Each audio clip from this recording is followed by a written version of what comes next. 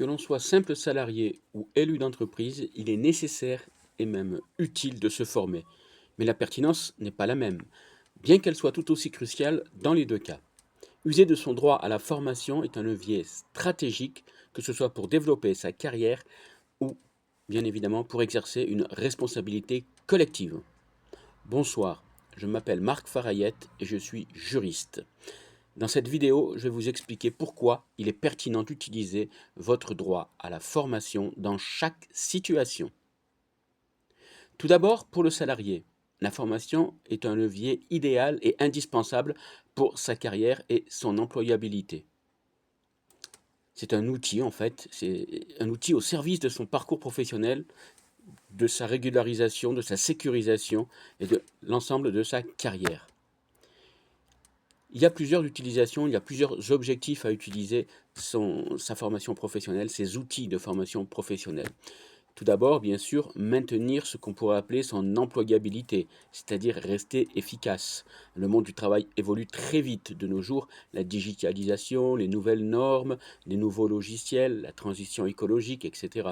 Se former permet donc de ne pas perdre pied, de ne pas devenir obsolète, de rester compétent et donc employable.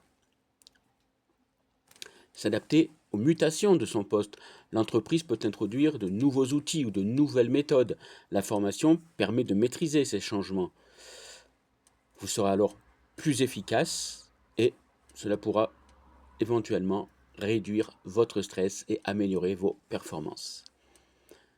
Évoluer professionnellement également. C'est la voie royale pour obtenir une promotion, pour accéder à un poste avec plus de responsabilités et obtenir bien évidemment une augmentation de salaire. La formation permet d'acquérir les compétences manquantes pour franchir un cap.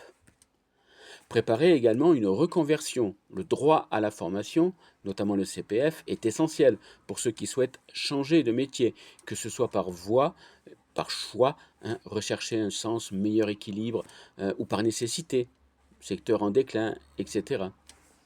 Enfin, obtenir une certification ou un diplôme. La formation permet également de valider officiellement des compétences acquises sur le terrain, notamment par la validation des acquis de l'expérience. Vous pourrez ainsi obtenir un diplôme qui sera reconnu et qui renforcera votre CV. En résumé, pour un salarié, la formation est un investissement sur soi-même pour sécuriser son présent et construire son avenir professionnel. Pour un élu d'entreprise, ce que l'on appelle un représentant du personnel, aujourd'hui un membre du CSE, puisque c'est l'instance unique de représentativité du personnel. Et c'est un outil idéal pour exercer son mandat. La formation n'est pas une simple option de développement personnel, bien évidemment, dans ce cas. C'est une nécessité absolue pour remplir les missions qui lui ont été confiées par ses collègues salariés. Comprendre ainsi le rôle complexe élu ne s'improvise pas. Les mandats sont encadrés par un code du travail dense et complexe. La formation, notamment la formation économique, est essentielle pour simplement comprendre ses droits, maîtriser les outils, connaître ses devoirs et ses moyens d'action. Maîtriser bien sûr les sujets techniques. Un élu doit donner son avis sur différentes choses, la santé et la sécurité au travail notamment, l'économie, la stratégie, etc. Être un interlocuteur crédible face à une direction qui, elle, est souvent accompagnée de juristes, d'experts comptables, de DRH, etc., un élu non formé aura du mal à argumenter, négocier et défendre les intérêts du salarié.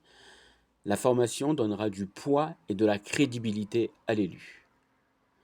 Savoir négocier également. Une grande partie du rôle d'élu est de négocier des accords, télétravail, égalité homme-femme, temps de travail, etc., etc. La formation aux techniques de négociation collective est un atout majeur. Et enfin, gérer le CSE, tout simplement. Les élus gèrent deux budgets, le fonctionnement et les activités sociales et culturelles. Une mauvaise gestion peut avoir des conséquences juridiques, vis-à-vis de l'URSSAF notamment, ou financières, c'est-à-dire mal gérer son argent, ne plus avoir d'argent pour, pour, pour, pour, pour faire vivre en fait tout simplement l'instance. La formation de trésorier, dans ce cas par exemple, est fondamentale. En résumé, pour l'élu, la formation est le moyen d'acquérir les outils et les connaissances pour passer du statut d'élu au statut d'acteur efficace et protecteur des droits des salariés. On peut voir donc que, effectivement, que ce soit pour le salarié ou pour l'élu, la formation est non seulement un droit fondamental, mais c'est également, je dirais presque, un devoir. Ça lui permettra de ne pas subir les événements.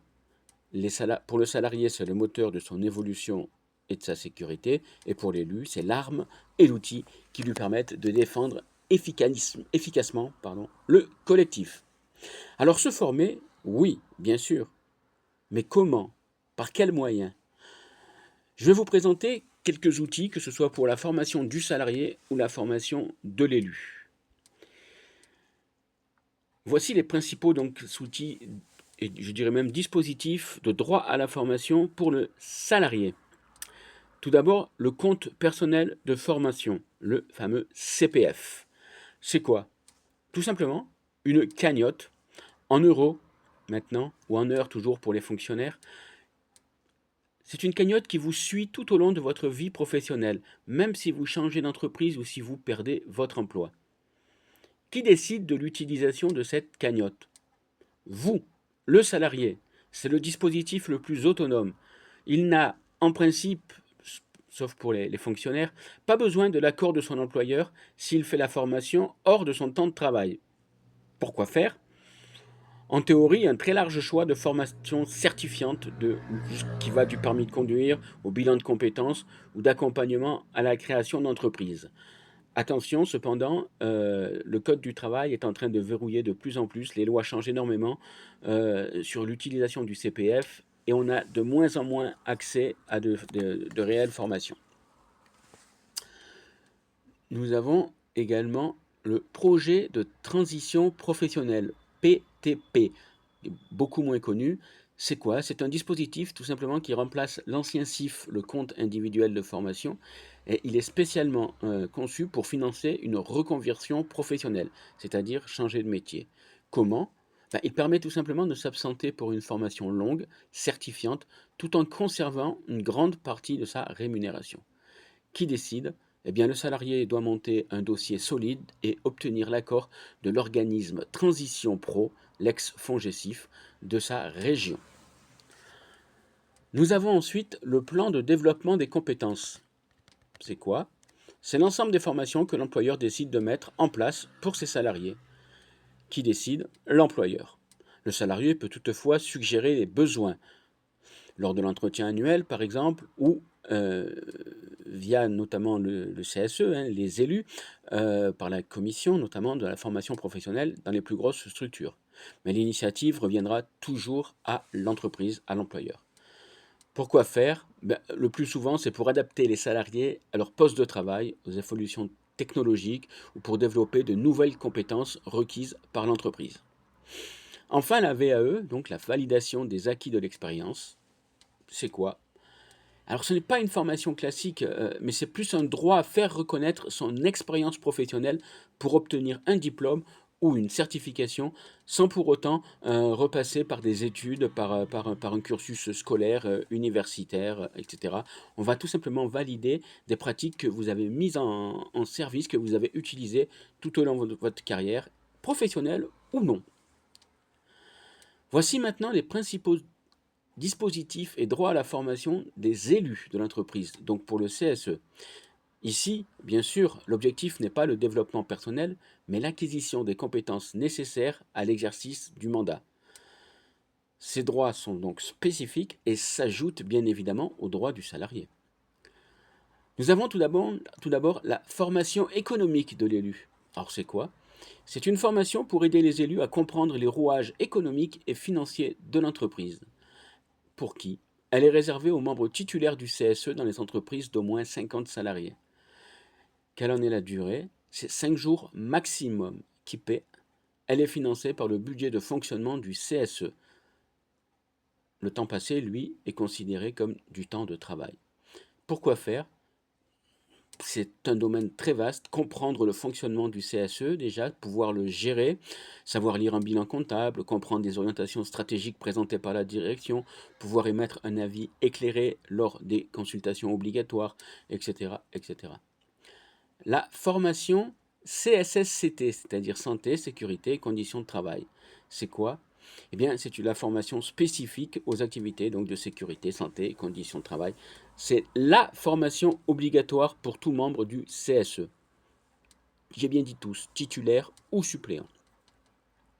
Elle est de 5 jours lors du premier mandat, éventuellement plus selon certains accords de branche ou d'entreprise. Elle est intégralement financée par l'entreprise, par l'employeur, et le temps passé, là aussi, bien sûr, en formation est payé comme du temps de travail effectif.